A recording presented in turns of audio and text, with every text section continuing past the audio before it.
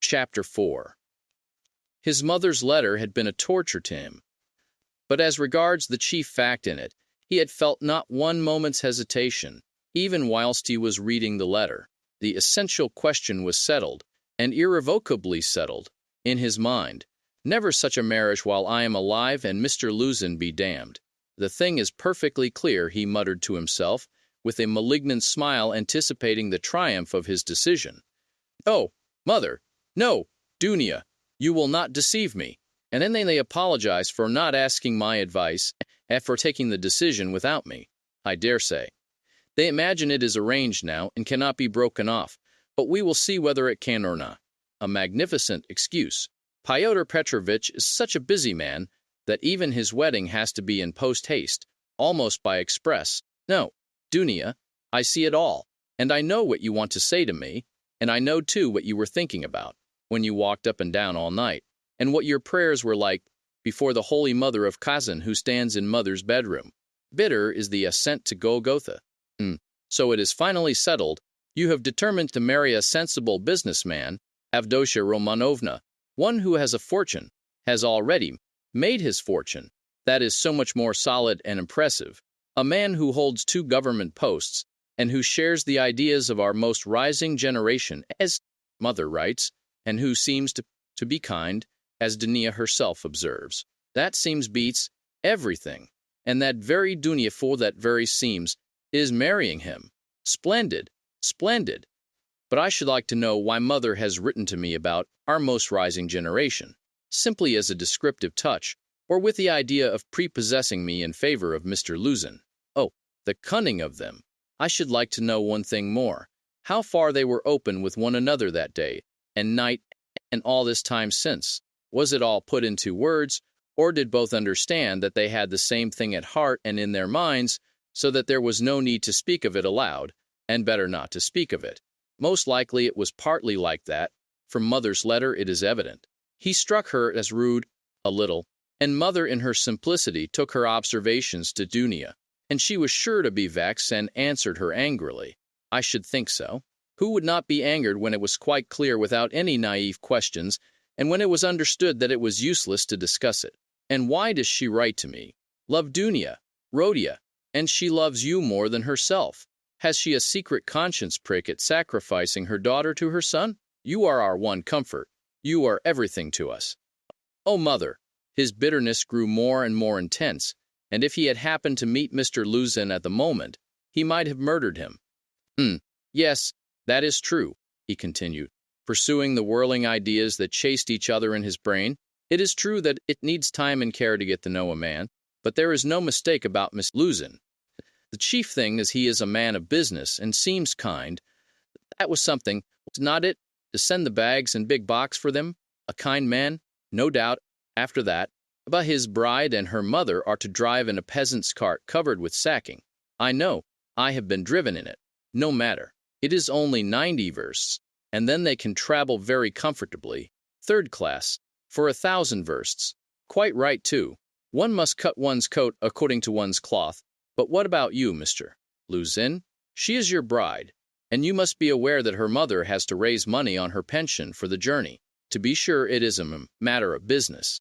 A partnership for mutual benefit, with equal shares and expenses, food and drink provided, but pay for your tobacco. The businessman has got the better of them, too.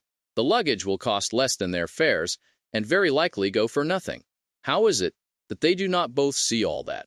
Or is it that they do not want to see, and they are pleased, and to think that this is only the first blossoming, and that the real fruits are to come? But what really matters is not the stinginess, is not the meanness, but the tone of the whole thing. For that will be the tone after marriage. It is a foretaste of it.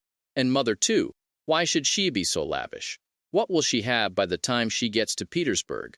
3 silver rubles or 2, paper ones, as she says.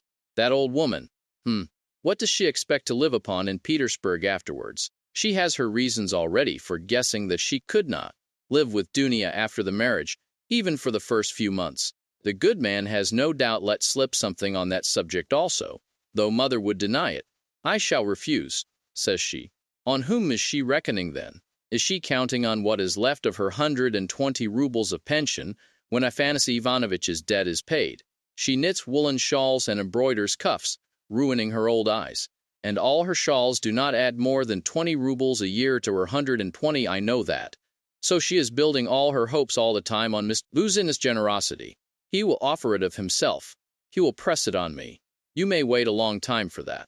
That is how it always is with these Schilleresque noble hearts. Till the last moment every goose is a swan with them. Till the last moment they hope for the best and will see nothing wrong. And although they have an inkling of the other side of the picture, yet they will not face the truth till they are forced to. The very thought of it makes them shiver. They thrust the truth away with both hands, until the man they deck out in false colors puts a fool's cap on them with his own hands. I should like to know whether Mr. Luzin has any orders of merit. I bet he has the Anna in his buttonhole, and that he puts it on when he goes to dine with contractors or merchants. He will be sure to have it for his wedding, too. Enough of him. Confound him. Well, mother, I do not wonder at it is like her, God bless her. But how could Dunya, darling, as though I did not know you. You were nearly 20 when I saw you last. I understood you then. Mother writes that Dunya can put up with a great deal. I know that very well. I knew that 2 years and a half ago, and for the last 2.5 years I have been thinking about it, thinking of just that Dunya can put up with a great deal. If she could put up with Mr. Svidrigaïlov and all the rest of it, she certainly can put up with a great deal. And now mother and she have taken it into their heads that she can put up with Mr. Luzin, who propounds the theory of the superiority of wives raised from destitution and owing everything to their husband's bounty, who propounds it, too, almost at the first interview. Granted that he let it slip, though he is a sensible man, yet maybe it was not a slip at all, but he meant to make himself clear as soon as possible. But Dunya, she understands the man, of course, but she will have to live with the man. Why? She would live on black bread and water. She would not sell her soul. She would not barter her moral freedom for comfort. She would not barter it for all Schleswig-Holstein, much less Mr. Luzin's money. No, Dunya was not that sort when I knew her. And she is still the same, of course. Yes, there is no denying, the Svidrigaïlovs are a bitter pill.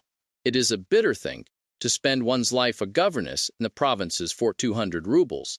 But I know she would rather be a nigger on a plantation or a let with a German master than degrade her soul and her moral dignity by binding herself forever to a man whom she does not respect and whom she has nothing in common for her own advantage. And if Mr. Luzin had been of unalloyed gold or one huge diamond, she would never have consented to become his legal concubine. Why is she consenting then? What is the point of it? What is the answer? It is clear enough. For herself, for her comfort, to save her life, she would not sell herself. But for someone else, she is doing it. For one she loves, for one she adores, she will sell herself. That is what it all amounts to.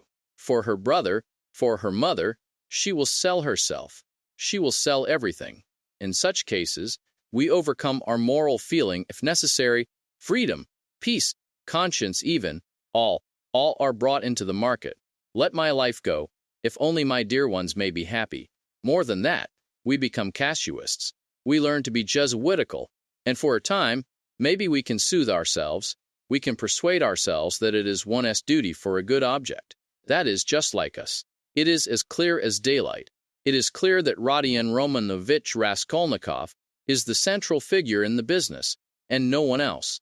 Oh, yes, she can ensure his happiness, keep him in the university, make him a partner in the office, make his whole future secure. Perhaps he may even be a rich man later on, prosperous, respected, and may even end his life a famous man. But my mother, it is all Rodia, precious Rodia, her firstborn. For such a son, who would not sacrifice such a daughter, oh, loving, over-partial hearts. Why? For his sake, we would not shrink even from Sonia's fate. Sonia Marmeladov, the eternal victim so long as the world lasts. Have you taken the measure of your sacrifice, both of you? Is it right? Can you bear it? Is it any use? Is there sense in it? And let me tell you, Dunya, Sonia's life is no worse than life with Mr. Luzin. There can be no question of love, mother writes. And what if there can be no respect either? If on the contrary there is aversion, contempt, repulsion, what then? So you will have to keep up your appearance too. Is not that so? Do you understand what that smartness means? Do you understand that the Lusian's smartness is just the same thing as Sonia's and maybe worse, viler, baser, because in your case, Dunya, it is a bargain for luxuries, after all, but with Sonia, it is simply a question of starvation. It has to be paid for. It has to be paid for. Dunya, this smartness. And what if it is more than you can bear afterwards? If you regret it, the bitterness, the misery, the curses, the tears hidden from all the world, for you are not a Marfa Petrovna, and how will your mother feel then? Even now she is uneasy, she is worried. But then, when she sees it all clearly, and I? Yes, indeed, what have you taken me for? I will not have your sacrifice to Mia. I will not have it, mother. It shall not be. So long as I am alive. It shall not. It shall not. I will not accept it. He suddenly paused in his reflection, and stood still. It shall not be? But what are you going to do to prevent it? You will forbid it? And what right have you? What can you promise them on your side to give you such a right? Your whole life, your whole future, you will devote to them, when you have finished your studies and obtained a post? Yes, we have heard all that before, and that is all words. But now something must be done. Now, do you understand that? And what are you doing now? You are living upon them. They borrow on their 100 rubles pension. They borrow from the Svidrigailovs. How are you going to save them from Svidrigailovs? From Afanasy Ivanovitch, Varushin, future millionaire Zeus, who would arrange their lives for them? In another 10 years, mother will be blind with knitting shawls, maybe with weeping too. She will be worn to a shadow with fasting. And my sister, imagine for a moment what may have become of your sister in 10 years. What may happen to her during those 10 years? Can you fancy? So he tortured himself, fretting himself with such questions, and finding a kind of enjoyment in it. And yet all these questions were not new ones suddenly confronting him. They were old familiar aches. It was long since they had first begun to grip and rend his heart. Long, long ago his present anguish had its first beginnings. It had waxed and gathered strength. It had matured and concentrated, until it had taken the form of a fearful, frenzied and fantastic question, which tortured his heart and mind, clamoring insistently for an answer. Now his mother's letter had burst on him like a thunderclap. It was clear that he must not now suffer passively, worrying himself over unsolved questions, but that he must do something, do it at once, and do it quickly. Anyway, he must decide on something, or throw up life altogether. He cried suddenly, in a frenzy, accept one's lot humbly as it is, once for all, and stifle everything in oneself, giving up all claim to activity, life and love. Do you understand, sir? Do you understand what it means when you have absolutely nowhere to turn? Marmeladov's question came suddenly into his mind, for every man must have somewhere to turn. He gave a sudden start. Another thought, that he had yesterday, slipped back into his mind. But he did not start at the thought recurring to him, for he knew, he had felt beforehand, that it must come back. He was expecting it. Besides, it was not only yesterday's thought. The difference was that a month ago, yesterday even, the thought was a mere dream. But now it appeared not a dream at all. It had taken a new menacing and quite unfamiliar shape, and he suddenly became aware of this himself. He felt a hammering in his head, and there was a darkness before his eyes. He looked round hurriedly. He was searching for something. He wanted to sit down and was looking for a seat. He was walking along the Quai Boulevard. There was a seat about 100 paces in front of him. He walked towards it as fast he could. But on the way he met with a little adventure which absorbed all his attention. Looking for the seat, he had noticed a woman walking some 20 paces in front of him. But at first he took no more notice of her than of other objects that crossed his path. It had happened to him many times going home not to notice the road by which he was going, and he was accustomed to walk like that.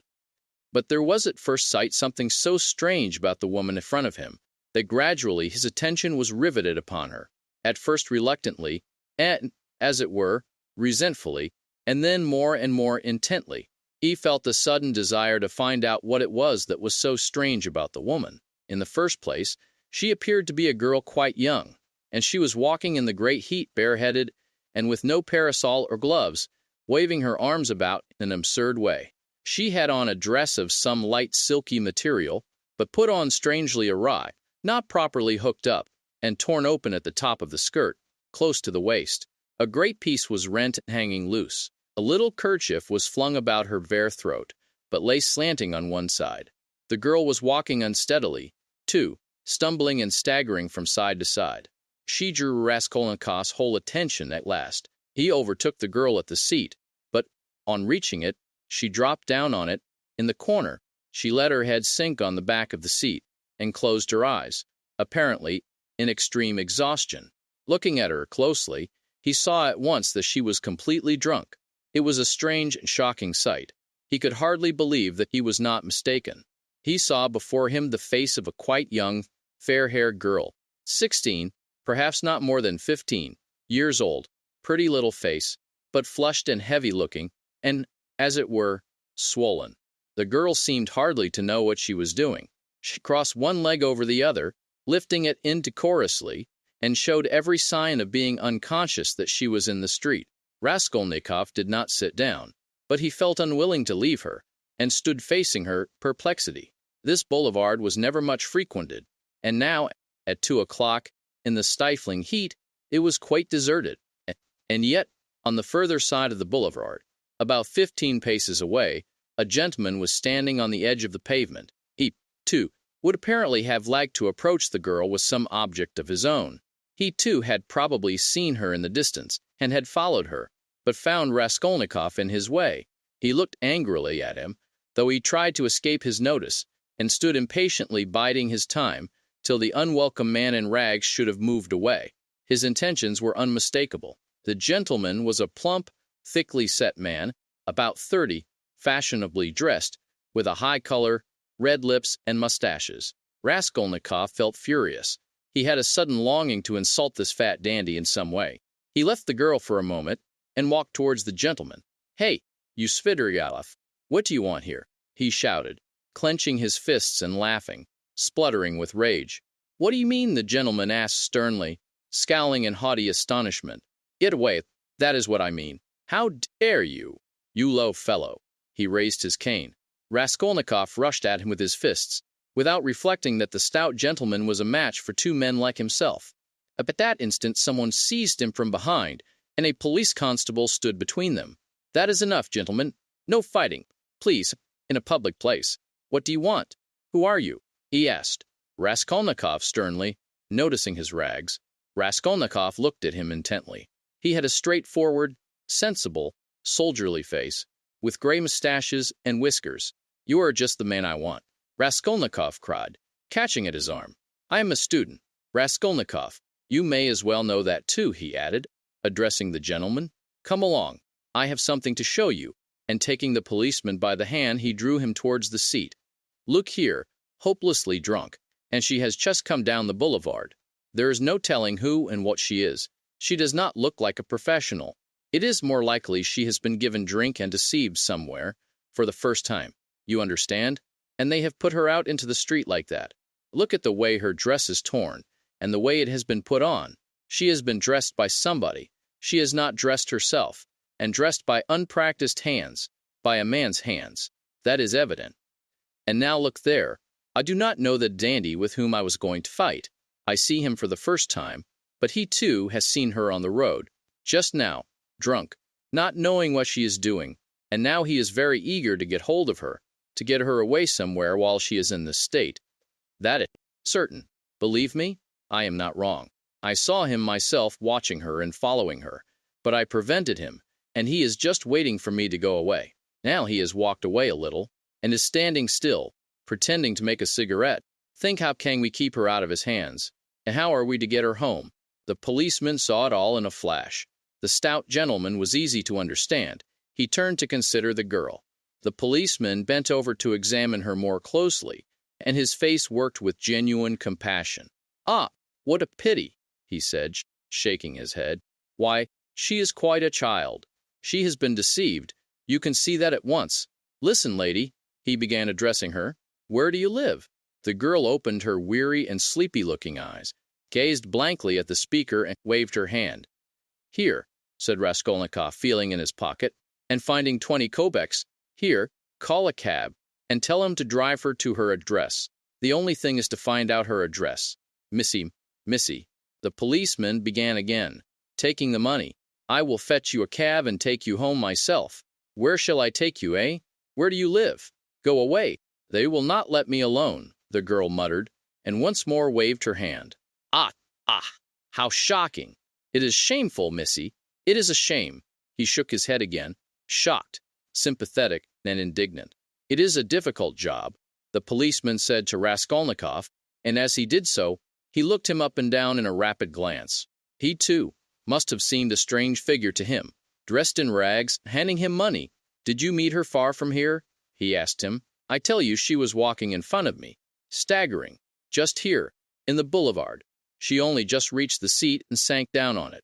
Ah, the shameful things that are done in the world nowadays. God have mercy on us.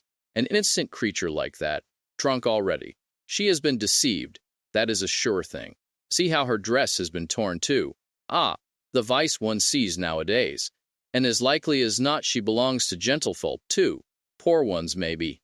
There are many like that nowadays. She looks refined, too, as though she were a lady." And he bent over her once more. Perhaps he had daughters growing up like that, looking like ladies, and refined, with pretensions to gentility and smartness. "The chief thing is," Raskolnikov persisted, "to keep her out of this scoundrel's hands. Why should he outrage her? It is as clear as day what he is after. Ah, the brute, he is not moving off." Raskolnikov spoke aloud and pointed to him. The gentleman heard him, and seemed about to fly into a rage again, but thought better of it, and confined himself to a contemptuous look. He then walked slowly another 10 paces away and again halted. "Keep her out of his hands we can," said the constable thoughtfully. "If only she would tell us where to take her. But as it is, Missy, hey, Missy," he bent over her once more. She opened her eyes fully all of a sudden, looked at him intently, as though realizing something, got up from the seat and walked away in the direction from which she had come. "Oh, shameful wretches! They will not let me alone," she said, waving her hand again. She walked quickly, though staggering as before. The dandy followed her, but along another avenue, keeping his eye on her. "Do not be anxious. I will not let him have her," the policeman said resolutely, and he set off after them. "Ah, the vice one sees nowadays," he repeated aloud, sighing. At that moment something seemed to sting Raskolnikov. In an instant a complete revulsion of feeling came over him. "Hey, here!" he shouted after the policeman. The latter turned round. "Let them be. What is it to do with you? Let her go. Let him amuse himself." He pointed at the dandy. "What is it to do with you?" The policeman was bewildered and stared at him open-eyed. Raskolnikov laughed. "Well," ejaculated the policeman, with a gesture of contempt, and he walked after the dandy and the girl, probably taking Raskolnikov for a madman or something even worse. "He has carried off my 20 kopecks," Raskolnikov murmured angrily when he was left alone. "Well, let him take as much from the other fellow, to allow him to have the girl, and so, let it end. And why did I want to interfere? Is it for me to help? Have I any right to help? Let them devour each other alive. What is it to me? How did I dare to give him 20 kopecks? Were they mine?" In spite of those strange words, he felt very wretched. He sat down on the deserted seat. His thoughts strayed aimlessly. He found it hard to fix his mind on anything at that moment. He longed to forget himself altogether, to forget everything, and then to wake up and begin life anew. "Poor girl," he said, looking at the empty corner where she had sat. "She will come to herself, and weep, and then her mother will find out. She will give her a beating, a horrible, shameful beating, and then maybe turn her out of doors. And even if she does not, the Darya Francovanis will get wind of it, and the girl will soon be slipping out on the sly here and there. Then there will be the hospital directly. That is always the luck of those girls, with respectable mothers, who go wrong on the sly. And then, again the hospital, drink, the taverns, and more hospital, in 2 or 3 years a wreck, and her life over at 18 or 19. Have not I seen cases like that? And how have they been brought to it? Why, they have all come to it like that. Ugh! But what does it matter? That is as it should be. they tell us. A certain percentage, they tell us, must every year go, that way, to the devil, I suppose, so that the rest may remain chaste and not be interfered with. A percentage. What splendid words they have. They are so scientific, so consolatory. Once you have said percentage, there is nothing more to worry about. If we had any other word, maybe we might feel more uneasy. But what if dnia were one of the percentage of another one, if not that one? But where am I going? He thought suddenly. Strange, I came out for something. As soon as I had read the letter, I came out. I was going to Vasilevsky Ostrov, to Razumikhin. That is what it was. Now I remember. What for, though? And what put the idea of going to Razumikhin into my head just now? That is curious. He wondered at himself. Razumikhin was one of his old comrades at the university. It was remarkable that Raskolnikov had hardly any friends at the university. He kept aloof from everyone, went to see no one, and did not welcome anyone who came to see him. And indeed, everyone soon gave him up. He took no part in the students' gatherings, amusements, or conversations. He worked with great intensity, without sparing himself, and he was respected for this, but no one liked him. He was very poor, and there was a sort of haughty pride and reserve about him, as though he were keeping something to himself. He seemed to some of his comrades to look down upon them all as children, as though he were superior in development, knowledge, and convictions, as though their beliefs and interests were beneath him. With Razumikhin he had got on, or, at least, he was more unreserved and communicative with him. Indeed, it was impossible to be on any other terms with Razumikhin. He was an exceptionally good-humored and candid youth, good-natured to the point of simplicity, though both depth and dignity lay concealed under that simplicity. The better of his comrades understood this, and all were fond of him. He was extremely intelligent, though he was certainly rather a simpleton at times. He was of striking appearance, tall, thin, black hair, and always badly shaved. He was sometimes uproarious, and was reputed to be of great physical strength. One night, when out in a festive company, he had with one blow laid a gigantic policeman on his back. There was no limit to his drinking powers, but he could abstain from drink altogether. He sometimes went too far in his pranks, but he could do without pranks altogether.